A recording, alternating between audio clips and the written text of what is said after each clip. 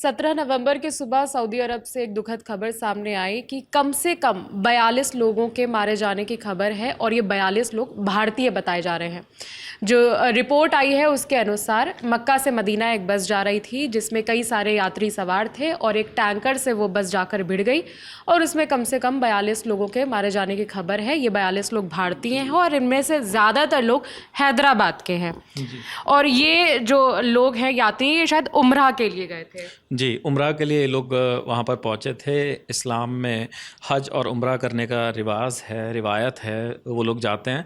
तो जो अपडेट्स हैं वो यही है विभावरी के मक्का से मदीना जो बस जा रही थी, ये भारतीय इसमें सवार थे। लगभग 42 लोग सवार बताए जा रहे हैं। और उस वक्त ये जो बस है इसकी भिड़ंत एक टैंकर से हो जाती है और उस टैंकर से भिड़ने की वजह से तुरंत बस जो है आग की चपेट में आ जाती है और तमाम लोग जो उसमें सवार थे उन यात्रियों की मौत होने की खबर है। अब इसमें ये भी बताया जा रहा है कि जो ज़्यादातर यात्री थे वो हैदराबाद के रहने वाले थे, हैदराबाद से गए थे। लेकिन जैसे ही ये घटना सामने आई उसके बाद वहाँ पे इमरजेंसी टीम्स पहुँच गई हैं, रेस्क्यू करने की कोशिश भी की जा रही है। लेकिन शुरुआती जानकारी अपडेट्स जो आ रहे हैं वो यही हैं कि ज़्यादातर लोगों के मारे जाने की खबर है।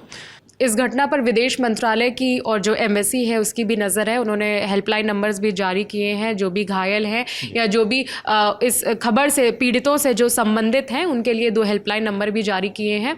मुख्यमंत्री रेवंत रेड्डी का बयान भी सामने आया है, उनकी प्रतिक्रिया आई। साथ में AIMIM के चीफ असदुद्दीन ओवैसी का बयान भी सामने आया। उन्होंने क्या कहा वो सुनाते हैं। बस को आग लगने से मालूम हुआ कि सिर्फ एक शख्स की जान बची है, कंफर्म नहीं है। बात कह रहे हैं कि पूरों का इंतकाल हो गया।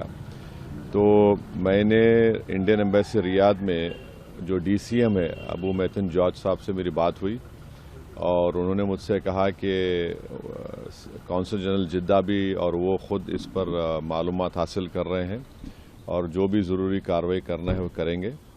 और साथ ही साथ मैंने इन तमाम उम्रा पैसेंजर्स के दोनों ट्रैवल एजेंसी से वीज़ा डिटेल्स लेकर कौंसल जनरल ऑफ इंडिया जिद्दा को और DCM इंडियन एम्बेसी रियाद को और साथ ही साथ फॉरेन सेक्रेटरी को मैंने ईमेल किया है।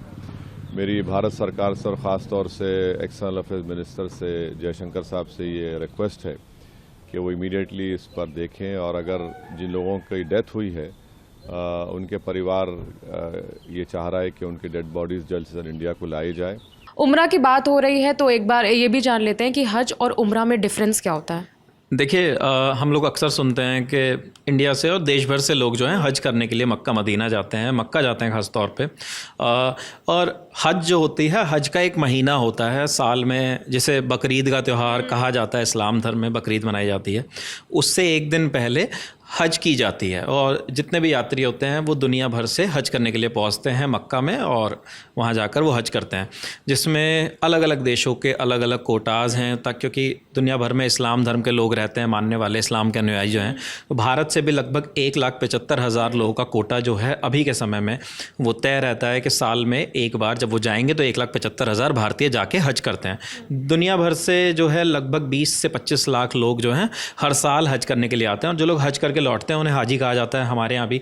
और फिर इस्लाम के हज करने के बाद जो भी चीज़ें होती हैं वो उनका अनुसरण करते हैं और अपने जीवन में उस तरीके से जीते हैं। लेकिन जो उम्रा होता है, उम्रा में कुछ ऐसी कंडीशंस नहीं होती कि कोई भी उम्रा कर सकता है जाके, ये होता है। हज में ऐसा नहीं होता कि हर कोई भी जाके कर सकता है। उम्रा में कोई बुज़ुर्ग, कोई महिला, पुरुष, बच्चे, इस्लाम का अनुसरण करने वाले जो लोग हैं वो जाके उम्रा कर सकते हैं। और मक्का में जाते हैं, वहाँ पे जो काबा है उसका चक्कर काटा जाता है, इबादत की जाती है और उसके बाद वो लोग मदीना भी जाते हैं मस्जिद में, वहाँ पे मस्जिद के लिए। तो इस तरीके से होता है। उम्रा करने का कोई महीना, कोई तय समय नहीं होता, साल में किसी भी वक्त जा सकते हैं। तो अब ये जो जानकारी सामने आ रही है कि जो 42 यात्री जो भारतीय सवार थे उस बस में, ये लोग उम्रा करने के लिए गए थे क्योंकि इस वक्त हज का वक्त नहीं है। तो हज और उम्रा में ये फ़र्क बेसिकली होता है। और ऐसा माना जा रहा है कि ये जो मृतक लोग हैं ये भी उसी के लिए गए थे, उम्रा के लिए गए थे। फ़िलहाल उनकी डिटेल्स सामने नहीं आई हैं, जो भी मृतक या पीड़ित हैं। और जो अपडेट आएंगे हम आप तक पहुंचाएंगे। इस खबर में इतना ही। हमारे साथ विपिन थे, मेरा नाम विभावरी है। बाकी अपडेट्स के लिए देखते रहिए दी ललन टॉप।